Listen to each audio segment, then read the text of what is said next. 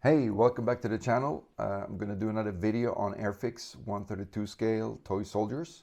This time it's going to be on the British Infantry support group.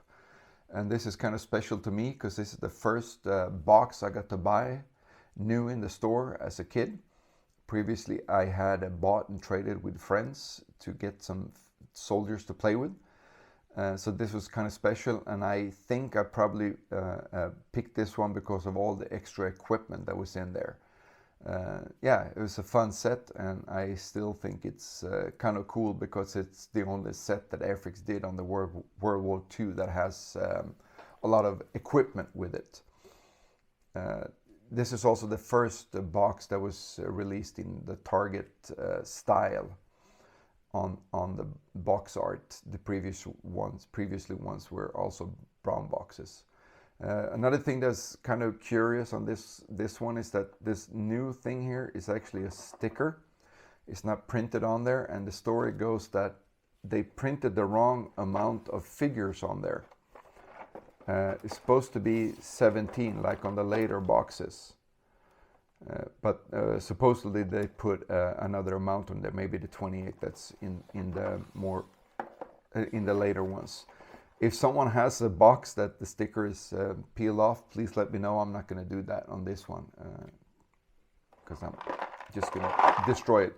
On the back, as always, painting instructions, history on the infantry support group. Early war, I guess they were still using somewhat of a World War I kind of a doctrine, and they realized a few years in that they needed a support group for the infantry that was mobile and light, but could put in a good amount of firepower.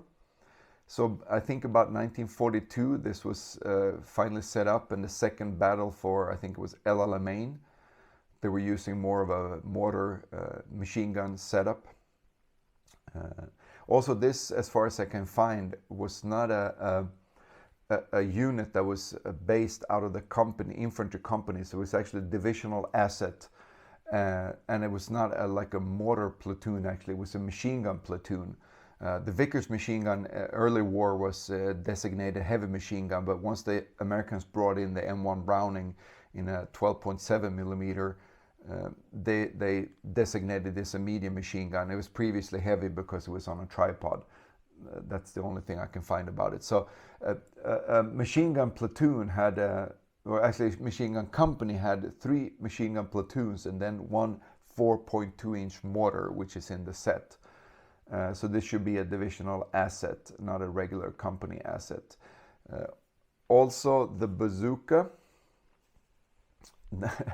In regular parlance, all us kids called it a bazooka. Anything that shot a rocket was a bazooka, right? But I mean, it's an anti-tank rocket launcher.